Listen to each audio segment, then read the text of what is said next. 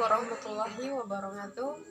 Perkenalkan, nama saya Fitri Handayani Siregar, NPM 18150047. Di sini saya akan menjelaskan yang pertanyaan diberikan oleh Ibu.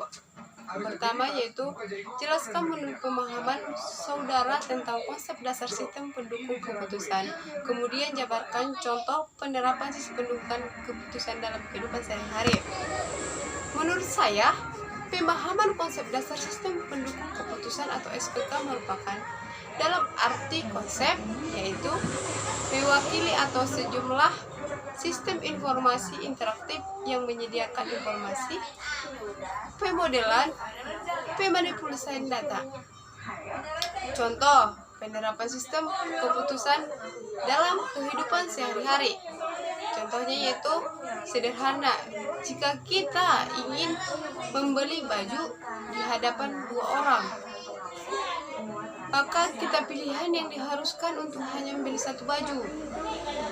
Secara otomatis, Anda akan memilih pemilihan baju-baju tersebut sebagai aspek sehingga bisa memutuskan untuk membeli hanya satu baju tersebut. Yang kedua itu jabarkan menurut pemahaman saudara tentang faktor-faktor yang mengambil keputusan. Oke, saya akan menjawab.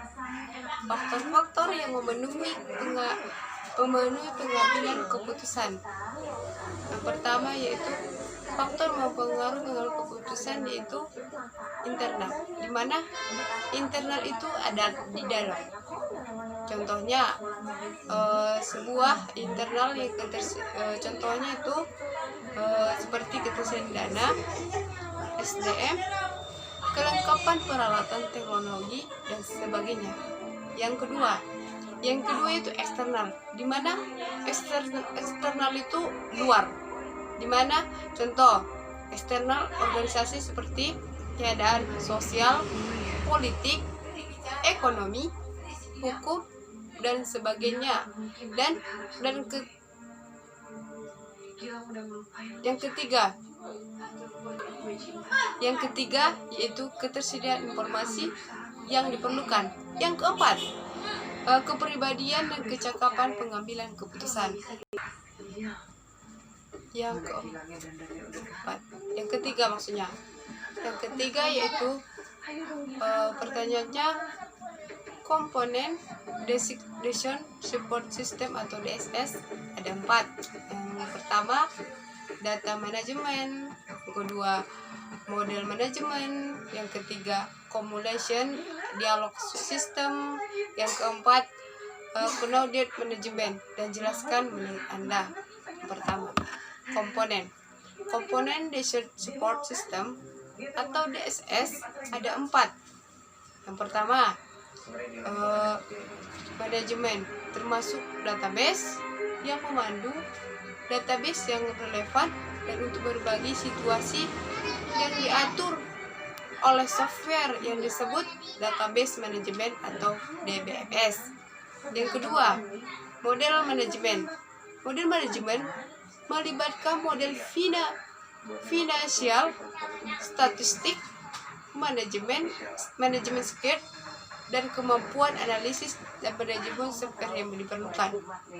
Communication atau dialog subsistem, yaitu user yang berkomunikasi dan memberikan pada DSS melalui subsistem dan berarti menyediakan antarmuka. Yang ketiga,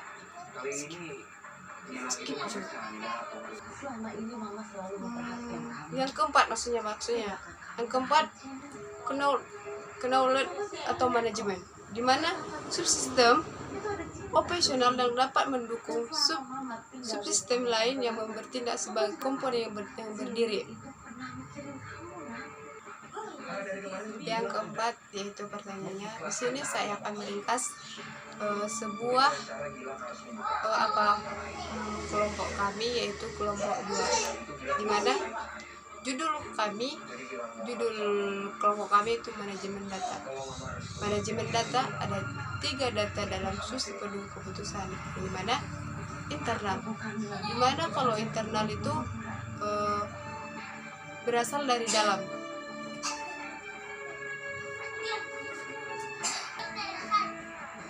Contoh internal maksudnya nanti ya data internal. Contohnya di mana internal itu dalam.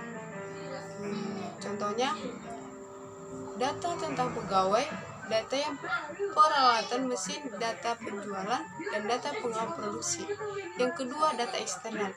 Di mana itu data eksternal yaitu di dalam luar sistem atau data yang tidak dikendalikan oleh organisasi. Contohnya penyaluran perundangan, harga pasar, keadaan pesaing, kurs dolar dan sebagainya. Yang ketiga, dimana yang ketiga itu data privat atau personal. Dimana arti dalam data privat itu yaitu data mengenai kepekaran, naluri atau dan usaha terhadap masalah yang akan diselesaikan.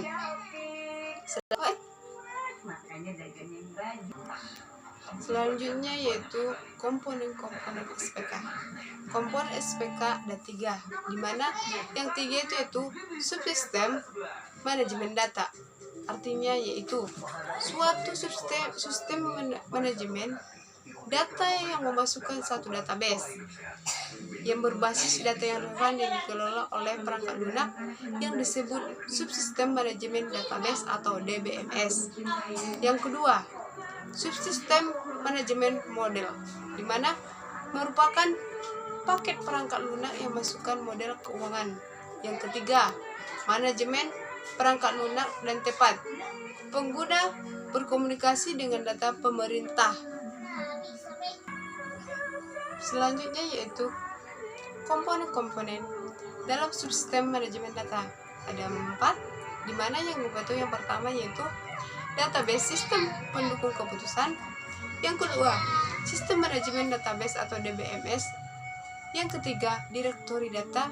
Yang keempat, fasilitas query.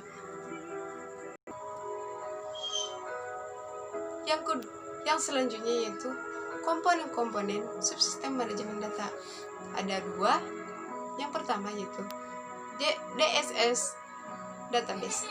DSS adalah kumpulan data yang sangat terkait dan terorganisasi untuk memenuhi kebutuhan dan struktur sebuah organisasi yang dapat digunakan oleh lebih dari satu atau aplikasi. Dan ekstraksi adalah operasi mengcapture data dari beberapa sumber untuk membuat sebuah database DSS dan sebuah data warehouse. Cukup sekian hasil video saya. Kurang dan jengkelnya saya mohon maaf. Wabillahi taufiq wal hidayah. Assalamualaikum warahmatullahi wabarakatuh.